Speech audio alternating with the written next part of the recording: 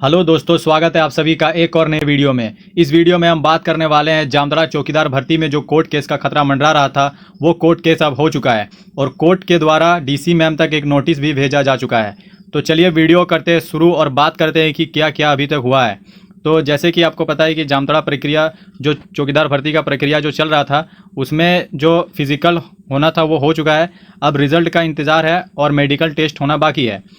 इसमें क्या हुआ कि अब जो जेएलकेएम पार्टी के सहयोग से और जो कैंडिडेट है उनके सहयोग से कोर्ट में केस किया गया था, केस दर्ज किया गया था।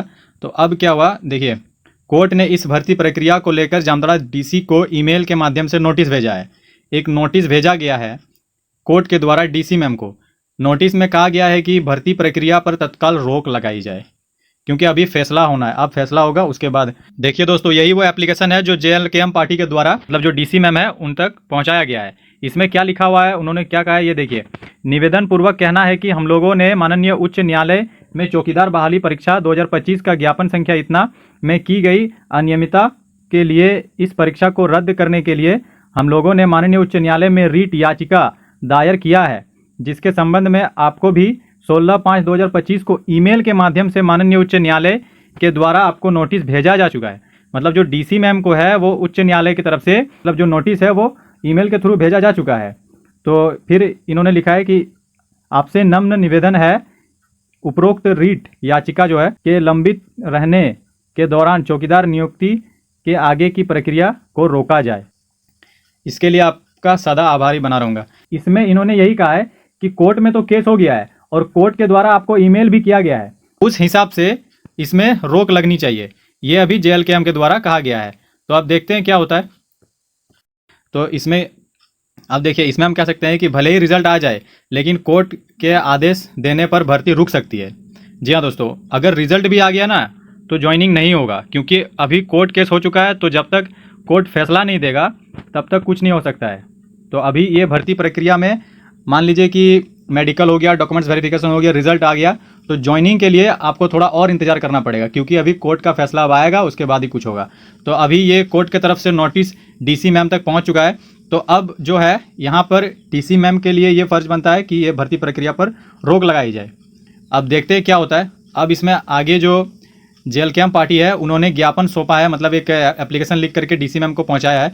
जेएलकेएम पार्टी के अध्यक्ष जो जामताड़ा के हैं मंतोष जी, उन्होंने डीसी कार्यालय जाकर आवेदन सौंपा।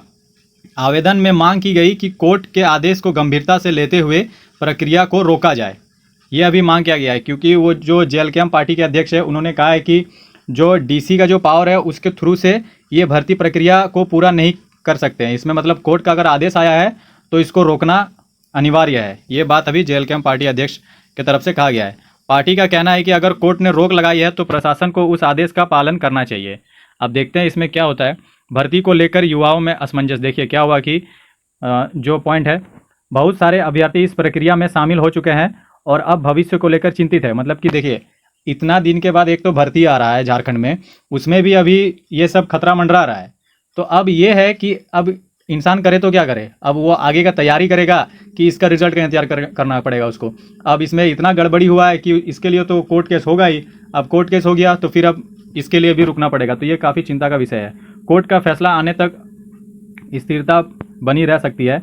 मतलब कि देखिए, जो भी अभी कोर्ट का फैसला आएगा उसके बाद ही कुछ होगा। अब मान लीजिए आपका जिसका इसका दौर निकल गया है, मेडिकल भी हो जाएगा, तो रिजल्ट आने के बाद भी ज्वाइनिंग का खतरा मंडराएगा कि ज्वाइनिंग होगा कि नहीं होगा। क्योंकि अगर कोर्ट के फैसले के मुताबिक कुछ गड़बड़ी अगर मिल जाए तो हो सकता है कि ये भर्ती फिर से हो। क्योंकि सबसे बड़ा मुद्दा इसमें जो आ रहा है कि जो विकलांग कैंडिडेट, जो पीएच कैंडिडेट है, उनका क्या हुआ है कि उनको दौड़ के लिए बुलाया गया। तो अब जो पीएच कैंडिडेट है उन्होंने अप्लाई किया कि उसको कुछ छूट मिलेगा दौड़ में वगैरह। अब मान लीजिए कोई पीएच कैंडिडेट है और वो अगर दौड़ सकता, तो वो फिर पीएच कैंडिडेट का क्या मतलब है। मतलब कि कहने का मतलब यहाँ ये है कि अगर उसको पीएच कैंडिडेट कहा गया है तो फिर दौड़ने के लिए कैसे बुलाया गया। ये तो उसका बेइज्जती है। उसको आप पढ़ाई में छूट दे रहे हैं और फिर मेडिकल, मतलब फिजिकल में आपको उनको बोल रहे हैं कि 6 मिनट में 1600 मारना है।